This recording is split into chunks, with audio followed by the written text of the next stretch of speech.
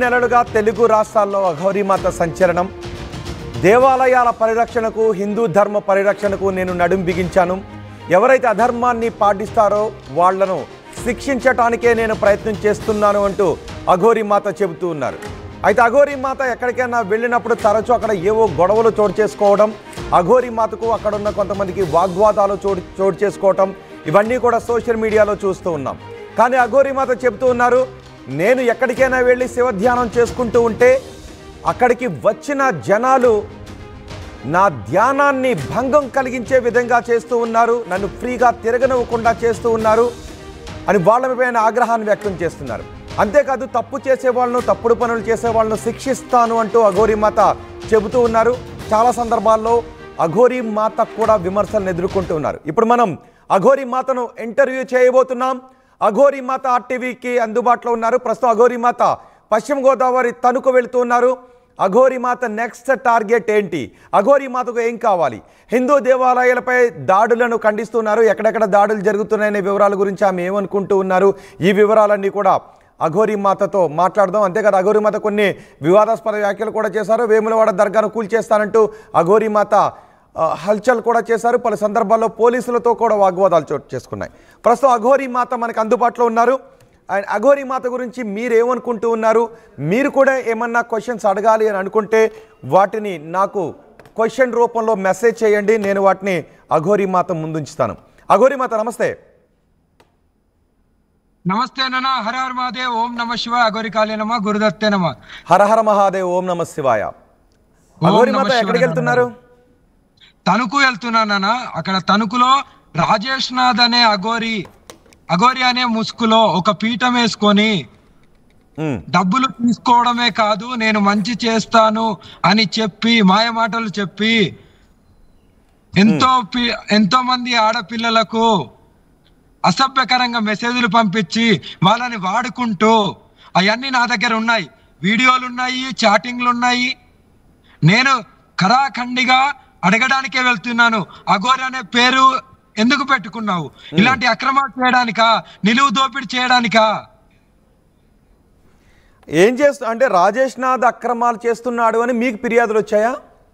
నాకొచ్చాయి. వాళ్ళు బయట చెప్పుకోలేక నేను ఎప్పుడైతే నాకు ఒక ఛానల్ ఉంది, అందులో పెట్టాను, ఆడపిల్లలకి ఏ సమస్య వచ్చినా నన్ను సంప్రదించండి, కంపల్సరీ మీ పేరు, మీ ఊరు పేరు కూడా ముందుకు రాకుండా మిమ్మల్ని నేను కాపాడుకుంటాను, మీకు ఏ కష్టం వచ్చినా మీ అక్కలాగా మీ చెల్లెలాగా నేను ఉంటానంటే బాధితురాలు ఎంతో మంది కాల్స్ చేస్తున్నారు. కానీ అఘోరీమాత మళ్ళీ మీరు అక్కడికి వెళితే కొంత ఏదైనా ఆందోళనకర పరిస్థితుల్లో గొడవ చోటు చేసుకునే అవకాశం ఉంటుంది కదా. ఒకవేళ రాజేష్ నాథ్ తప్పుడు పనులు చేస్తున్నాడు అని అనుకుంటే పోలీసులతో ఫిర్యాదు చేయించవచ్చు కదా, చట్ట ప్రకారం వెళ్ళొచ్చు కదా.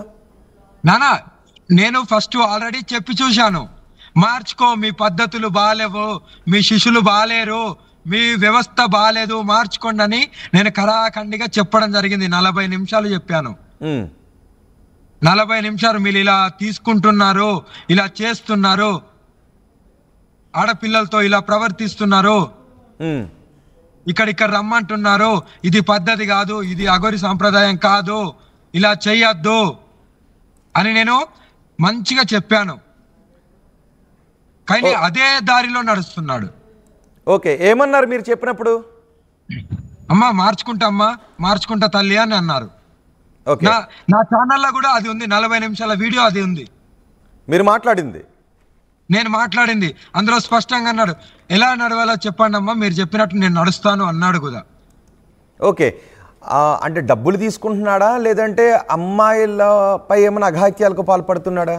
అమ్మాయిలపై అఘాయిత్యాలు కూడా ఉన్నాయి, డబ్బులు లక్షలు కోట్లు తీసుకున్న రుజువులు కూడా ఉన్నాయి నా దగ్గర. అంటే కోట్ల రూపాయలు ఎవరిస్తున్నారు అఘోరీమాత? ఆయనకి ఎందుకు ఇస్తున్నారు? నమ్మిస్తున్నాడు. వాళ్ళ దగ్గరికి వెళ్ళిన తర్వాత నేను ఇచ్చేస్తాను, నేను అది చేస్తాను, నేను చేసి చూపిస్తాను అని. ఇప్పుడు ఎవరైనా కష్టాలలో ఉంటే గుడికి వెళ్తాము, దేవునికి చెప్పుకుంటాము. అదే రూపము అఘోరిది.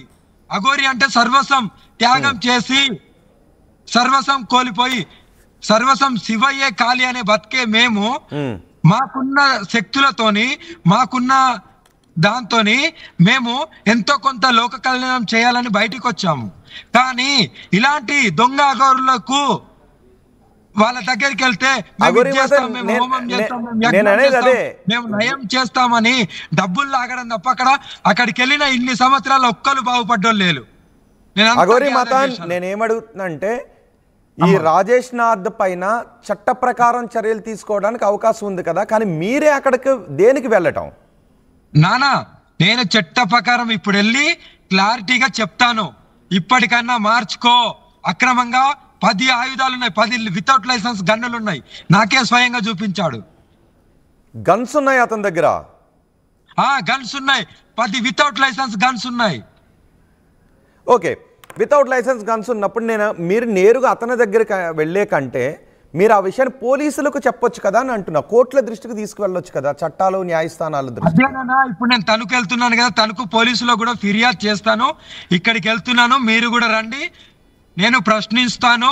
నా దగ్గర ప్రూఫ్లతో సహా నేను వెళ్తున్నాను. నేను మీకు కూడా ప్రూఫ్లు ఇచ్చాను కదా, అన్ని ప్రూఫ్లు విత్ ఎవిడెన్స్ తోనే వెళ్తాను. నేను ఎక్కడికి వెళ్ళినా ఊరికే నేను ఒకరి మీద అభాండం వేయను. ఏది నిజమో ఏది అబద్ధమో తెలియకుండా నేను మాట్లాడను. నాకు కావాల్సింది ఆడపిల్లల సురక్షితంగా ఉండడం, గోమాతని కాపాడుకోవడం, సనాతన ధర్మాన్ని కాపాడుకోవడం. అఘోరిమాత గన్స్ మీకు చూపించాడు అతను? నాకు చూపించాడు నాకు లైసెన్స్ లేని గన్స్. లైసెన్స్ లేని గన్స్. ఓకే, వాటిని మీరు పంపించగలుగుతారా ఆర్టీవీకి? నేను ఫోటో ఉంటే నేను పంపిస్తాను మీకు, ప్లీజ్. ఓకే, ఇప్పుడు మీరు అక్కడికి వెళ్ళి ఏం చెప్పాలనుకుంటున్నారు? అంటే మీరు ఆల్రెడీ ఫోన్లో చెప్పానంటున్నారు, వినలేదు. ఇప్పుడు నేరుగా వెళ్ళి ఏం చేయాలనుకుంటున్నారు? అక్కడికి నేరుగా వెళ్ళి కూడా హెచ్చరిస్తాను కదా, అప్పటి కూడా వినకపోతే నేను ఏం చేయాలో ఇంకా అది చేస్తాను. అప్పుడు చట్టబద్ధంగానే వెళ్తాను. ఇంకా అంటే అప్పుడు కూడా వినకపోతే మీరు అనుకుంటున్న విధానంలో వెళ్తారా, లేదంటే పోలీస్ త్రూ కేసుల ద్వారా వెళ్తారా? నానా ఇప్పుడు నేను అక్కడ ఇప్పుడు ఏం జరుగుతుంది అనేది సెకండరీ. బట్ వినకపోతే నేనన్ను ఉండాలి, ఆయన ఉండాలి. ఎందుకంటే అఘోరి ముసుగులో తప్పులు చెయ్యొద్దు.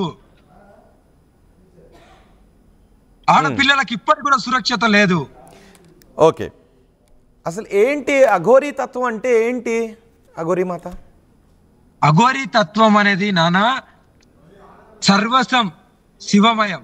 శివుడే సర్వసం, శివుడే గురువు, శివుడే తల్లి, శివుడే తండ్రి, సర్వసం శివయే.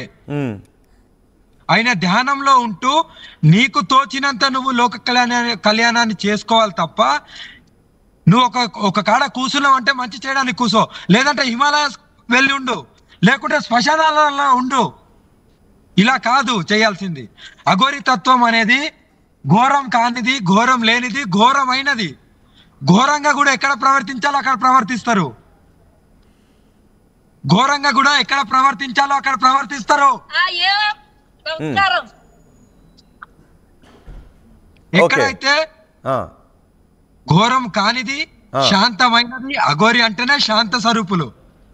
కానీ ఇప్పుడు ఈ వ్యవస్థలో, ఈ కలియుగంలో ధర్మం అధర్మం అయిపోయింది, ఎవరికి సురక్షిత లేదు. అంటే నేను అంటున్నది ఏంటి అంటే, అఘోరి మాత ఒకటి చెప్పండి. అంటే మీరు శివతత్వాన్ని నమ్ముతారు కాబట్టి శివుడు ఆజ్ఞ లేనిదే చేమైనా కొట్టదు, పుట్టించేవాడు, శిక్షించేవాడు, నశింపచేసేవాడు శివుడు అనే సిద్ధాంతాన్ని మీరు నమ్ముతారా? 100%.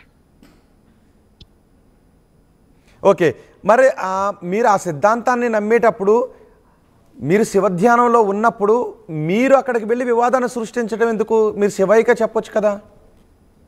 శివయ్యకు చెప్తా, మేము ఆల్రెడీ చెప్తాము తండ్రి. అన్ని స్వయంగా భగవంతుడే రాదు, ఏదో ఒక రూపంలో, అది అఘోరి రూపమో, లేకుంటే మీ రూపంలోనో, మానవ రూపమో, లేకుంటే ఇంకో ప్రాణి రూపంలో వచ్చి శిక్షిస్తారు తప్ప స్వయంగా మానవుడి గురించి స్వయంగా భగవంతుడు రాడు. భగవంతుడు ఏదో ఒక రూపంలో పంపించాల్సిందే. భగవంతుడు ఏం చెప్తాడు? ఏదో ఒక రూపంలో వచ్చి నేను శిక్షిస్తాను.